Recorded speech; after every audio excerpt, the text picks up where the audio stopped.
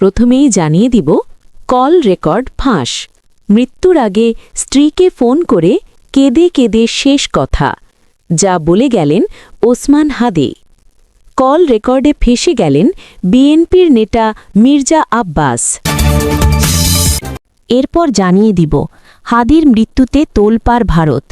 খুনিকে ধরে বাংলাদেশে ফেরত না দিলে মোদিকে পদত্যাগের আল্টিমেটাম থালাপতি। এরপর জানিয়ে দিব ২৪ ঘণ্টার মধ্যে হাদির খুনিকে না ধরলে সেনাপ্রধানকে পদত্যাগ করার হুঁশিয়ারি দিলেন তারেক জিয়া। এবং সর্বশেষ জানিয়ে দিব হাদির কিলিং মিশন শেষে যেভাবে ভারতে পালালো খুনিরা। শতাধিক সিসিটিভি ক্যামেরার ফুটেজে পালানো চাঞ্চল্যকর দৃশ্য প্রকাশ।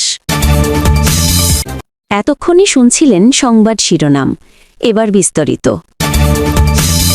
৪ ডিসেম্বর রাত ৮টা ১৮ মিনিটে বাংলা মোটরে ইনক্লাব কালচারাল সেন্টারে আসেন শুটার ফয়সাল ও তার সহযোগী কবিদ। ৬ মিনিটের সেই বৈঠকটি ছিল মূলত হাদির সঙ্গে সাক্ষাৎ তৈরির পূর্ব বৈঠকে হাদির সঙ্গে কাজ করার প্রস্তাব দেয় ফয়সাল। ৯ ডিসেম্বর রাতে আবারও কালচারাল সেন্টারে আসে ফয়সাল, এবার সঙ্গী কবির নন, আলমগীর। আলোচনা হয় নির্বাচনী প্রচারণার পরিকল্পনা নিয়ে। এরপরই হাদি টিমে ঢুকে পড়েন ফয়সাল। পরদিন সেগুনবাগিচার প্রচারণায় অংশ নেন ফয়সাল। প্রচারণায় অংশ নেবার পর হাদিকে হত্যার মিশনের ছক কষে নেন শুটাররা। এবার মিশন বাস্তবায়নে নরসিংদী, সাবার, মানিকগঞ্জ সহ বিভিন্ন জায়গায় রেইকি করেন ফয়সাল। মিশন বাস্তবায়নে ১১ ডিসেম্বর উঠেন পশ্চিম আগারগাঁয়ে বোনের বাসায় ফয়সাল। হামলার দিন ভোর ৩টের দিকে ওভারে করে যান হেমায়েতপুরের একটি রিসোর্টে। এটি ঢাকার হেমায়েতপুরের রিস্ক কটেজের একটি কক্ষ। ওসমান হাদিকে গুলি করার আগে এই কটেজে এসেছিলেন কিলার ফয়সাল ও তার সহযোগী আলমগীর। সঙ্গে নিয়ে এসেছিলেন তার প্রেমিকা মারিয়াকে। এখানেই সর্বপ্রথম ফয়সাল তার প্রেমিকার কাছে শেয়ার করেন যে তিনি ঘটাবেন একটি বড় ঘটনা। কি সেই বড় ঘটনা? প্রশ্ন করলে ফয়সাল উত্তর দিয়েছিলেন তিনি হাদিকে গুলি বর্ষণ করবেন, এবং হয়েছিল তাই। রিসোর্টের সিসিটিভি ক্যামেরায় দেখা যায় শুক্রবার ভোর ৫টা ২ মিনিটে ফয়সাল ও আলমগীরের গাড়ি গ্রিন জোনের রিসোর্টে প্রবেশ করে। সেখানে আগে থেকেই ছিলেন বান্ধবী মারিয়া ও তার বোন। আমাদেরকে গুলি করার আগ পর্যন্ত কোনো কিছুতে আমাদের গায়ে লাগে না। যতক্ষণ না পর্যন্ত বুকে বা মাথায় গুলি চলবে ততক্ষণ পর্যন্ত আমরা কোনো স্ট্রাগল মনে করি না, এবং এক্সট্রা কোনো সিকিউরিটি লাগবে না। হাদির ভিডিও বান্ধবীকে দেখিয়ে হাদির মাথায় গুলির পরিকল্পনার কথা জানালেন ফয়সাল। বললেন এই ঘটনায় সারা দেশে শুরু হবে আলোড়ন, তাই তার সঙ্গে যোগাযোগ বন্ধের নির্দেশ দেন ফয়সাল। সকাল ৮টা ৫৪ মিনিটে রিসোর্ট থেকে বান্ধবী সহ বেরিয়ে আসেন ফয়সাল। বাইরে গাড়ি নিয়ে অপেক্ষায় ছিলেন আলমগীর। উভারে সেই গাড়ি ফয়সালকে বোনের বাসায় না নিয়ে বান্ধবীকে নিয়ে যায় বাড্ডায়। শুক্রবার সকাল ১১টা ১০ মিনিট আগারগাঁয়ের বাসা থেকে মোটরসাইকেলে বেরিয়ে আসেন ফয়সাল ও আলমগীর। চলে যান হাদির সেগুনবাগিচার প্রচারণায়। প্রচারণা শেষে ১২টা ২ মিনিটে রওনা করে মতিঝিলের উদ্দেশ্যে। মতিঝিলে জামিয়া দার উল উলুম মসজিদে পৌঁছানোর আগ পর্যন্ত হাদির অটোরিকশা ফলো করতে থাকে শুটাররা। ১২টা ২৫ মিনিটে মসজিদের সামনে পৌঁছায় হাদিকে বহন করা রিকশা। আলমগীর বাইক পার করার পর দুজন নেমে পড়েন প্রচারণায়। মতিঝিলের জামিয়া দার উল উলুম মাদ্রাসা ও মসজিদ, এই মসজিদেই শুক্রবার নামাজ পড়তে এসেছিলেন ওসমান হাদি। নামাজ শেষে এখানেই প্রচারণা করার কথা, এবং সেই প্রচারণায় দলের অংশ হিসেবেই তার সাথে যুক্ত হয়েছিলেন শুটার দলের ২ জন। তখনও হাদি জানতেন না এই ২ জন তাকে গুলি করে পৃথিবী থেকে সরিয়ে দিতে চায়।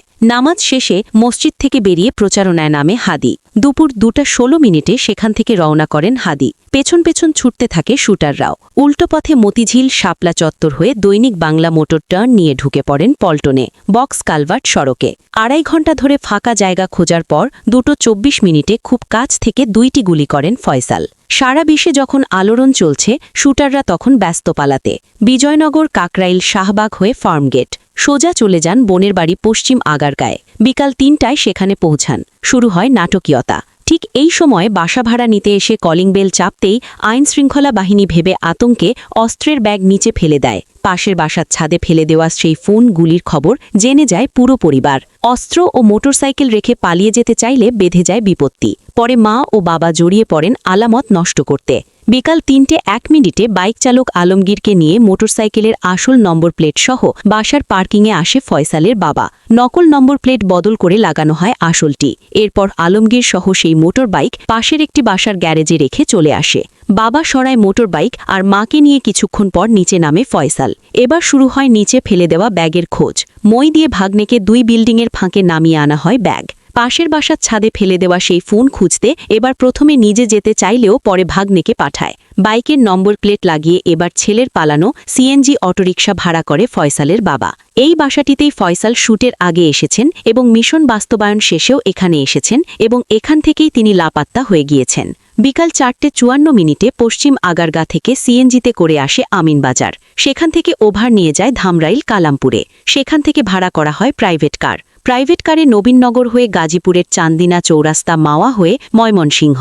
সেখান থেকে হালুয়াঘাট ধারাবাজার পেট্রোল পাম্পে গাড়িটি পেট্রোল পাম্পে কাছে আসে। সেই পাম্পে সিসিটিভি ফুটেজে দেখা যায় রাত 11:31 সেখানে পৌঁছান শুটারে বহনকারী প্রাইভেট কার। মানব পাচারকারী ফিলিপ একটি মোটরসাইকেলে এসে তাদের রিসিভ করে। বাইকে তেল ভরা শেষে ফয়সাল ও আলমগীরকে উঠিয়ে নিয়ে চলে যান সীমান্তে। এরপর সেখান থেকে ঢাকায় চলে আসেন প্রাইভেট কার। পুলিশের কাছে গ্রেপ্তার হওয়া ফিলিপের 2 সহযোগী বলছে সেখানে এসে দাবি করে ভুটিয়াপাড়া সীমান্ত দিয়ে ভারতে গেছে শুটাররা। সময় টিভির হাতে আসা শুটার ফয়সালের ফোনের আইপি অ্যাড্রেস অনুযায়ী সেখানে দেখা যায় ফয়সালের বুধবারের লোকেশন মহারাষ্ট্রে। সে ব্যবহার করছে ভারতের রিলায়েন্স সিম। হত্যার পর আলামত গায়েব ছিল ভয়ঙ্কর পরিকল্পনা। অস্ত্রবতী ব্যাগ দেওয়া হয় সিল্ক শিপুকে। শিপু সেই ব্যাগ দেয় বন্ধু ফয়সালকে। ফয়সাল নরসিংদীর তারাবু বিলে ফেলে দেয়। স্ত্রী ঢাকা থেকে পালিয়ে যায় নরসিংদী। মা বাবা পালিয়ে যায় কামরাঙ্গীর চর। প্রধান 2 আসামি পালালেও তদন্তের সামনে এসেছে পুরো পরিকল্পনা। গত জুলাই দেশে ফিরে শুটার ফয়সাল, কবিদ, জাকির, রুবেল ও মাইনুদ্দিনকে নিয়ে নামেন কিলিং মিশনে, যারা সবাই কার্যক্রম নিষিদ্ধ আওয়ামী লীগের অঙ্গ সংগঠনের নেতা। তদন্তের শুরুতেই শনাক্ত হয় হত্যায় ব্যবহৃত মোটরসাইকেল। গ্রেপ্তার হয় মালিক। পরে জানা যায় সেটি ছিল নকল নম্বর প্লেট। সিসিটিভির অভিযানে উদ্ধার হয় হত্যায় ব্যবহৃত মোটরসাইকেল। হত্যায় সহায়তা ছিল সিল্ক শিপু, স্ত্রী সামিয়া ও বান্ধবী মারিয়া। এজন্য গ্রেপ্তার করা হয় তাদের। কামরাঙ্গীর চর থেকে বাবা মাকে গ্রেপ্তার করে পরে তাদের তথ্যে তারাবো বিল থেকে উদ্ধার করা হয় 2টি অস্ত্র। গ্রেপ্তার হয়েছে প্রাইভেট কার ভাড়া দেওয়া সেই চালক নুরুজ্জামান। পরে অভিযান চালিয়ে ফয়সালের বোনের বাসার নিচ থেকে উদ্ধার করা হয়েছে হাদিকে গুলি করা 7.65 ক্যালিবারের পিস্তলের গুলি ও ম্যাগাজিন। উদ্ধার করা হয়েছে কয়েকশো কোটি টাকার চেক। এখন প্রশ্ন, এত টাকা দিয়ে কি শুধু হাদি নাকি আরও কোনো কিলিং মিশন?